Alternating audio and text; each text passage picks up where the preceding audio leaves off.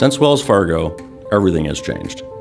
The bank landscape has changed because the regulators are now woken up to the issue of retail, and they're asking questions across the board, and they weren't before. The regulators were focused primarily on credit risk, and now they've realized through regulatory and legal risk that can pose a problem to the system. So the regulators have changed, and as a result of that, the banks themselves have changed. And the banks are now having to evaluate all incentive compensation plans. In the past, they were looking at areas that could cause credit risk to the organization. And now they realize through Wells Fargo that all incentive compensation plans have an aspect that can impact regulatory and legal risk. So now all plans have to be evaluated. It's now much more work for the bank themselves as well as for the regulatory environment. Everything has changed.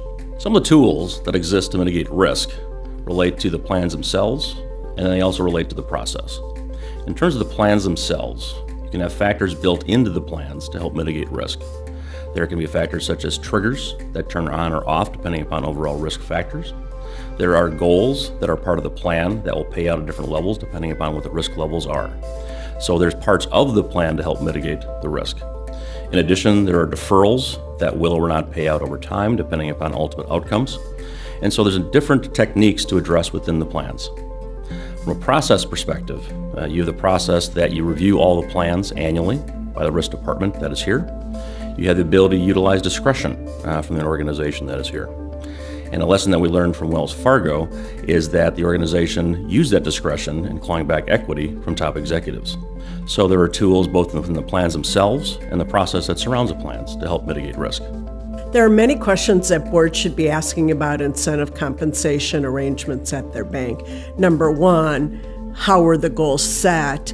And before the goals are approved, for example, by a compensation committee, have they been run by the risk committee? Just to do a test to make sure that they're in line with the bank's risk management processes and that there are no potential areas of concern relative to the incentive plan metrics. I mean, you really want to make sure you're driving the right results and not motivating unnecessary risk-taking on the part of executives.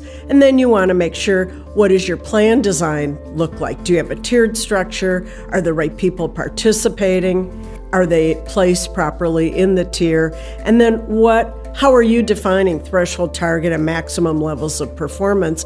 And are you paying properly for all of those levels? So you want to make sure that you have people have enough upside, but not too much on the high end of the range that you're promoting unnecessary risk-taking on the part of the incentive plan participants.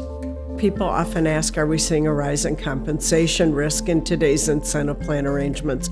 But what we find is that there is a way to manage that. And first of all, if you have a formal compensation philosophy and you're managing to that, not meaning that it's inflexible and you can't make decisions outside of it, but are you managing and making decisions inside or against that philosophy?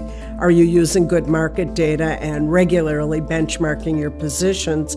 And are you following the regulatory guidance and setting incentive plan arrangements properly? And then are you aligning pay and performance? So you're always going to have a situation where you have a position you want to fill and you have the opportunity to bring in key talent, and you might have to pay outside your philosophy and the ranges that you've established, but you really want to make sure that you're aligning pay and performance and that you're working all the pieces of that and reviewing it at least annually and having the compensation committee speak to the risk committee to make sure that the proper metrics are in place.